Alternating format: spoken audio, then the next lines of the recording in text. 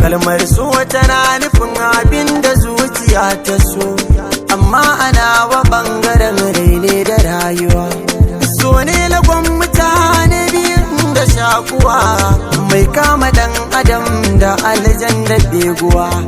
Domin mu gane so sai mun kara nutsuwa, don dole so shi ke kai mu kokuwa.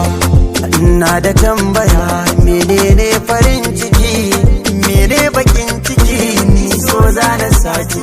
Shi so ba ya duba girma, duk sanani ya saka fama. Ba talakan garin mu ba basara ke bare hukuma. Kai shi so daban yake, ba laba koko a fake. So bai san gari ba zai kai ka ina zama yake. Kalamansa da yawa kullum si ta karuwa, sun kai koli har sun samin kishin ruwa.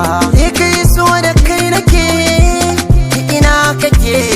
Ina da tambaya gunka da mun yi haduwa. Na gano masoyi kullum shi in ya tashi bacci, burinsa dai masoyi ya karta kara kunci. Sai ya lalubo waya ya kira shi kin ci abinci, bai dama kansa ya ci ba sai ungwanarsa ta ci. So san bai da tausayi, so san bai da tausayi.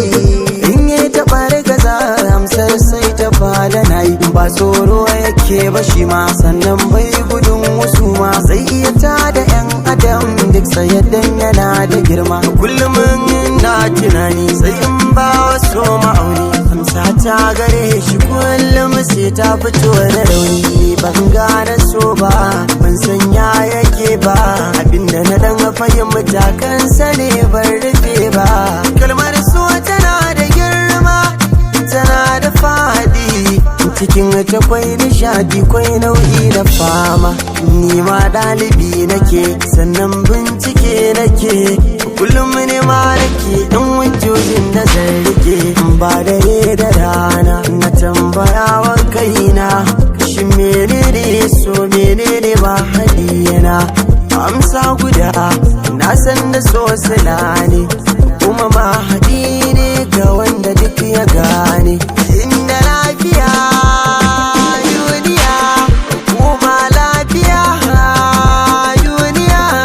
Ni girman zamani ko kuma garni, na san ba za a rayu a cikin su babu so ba.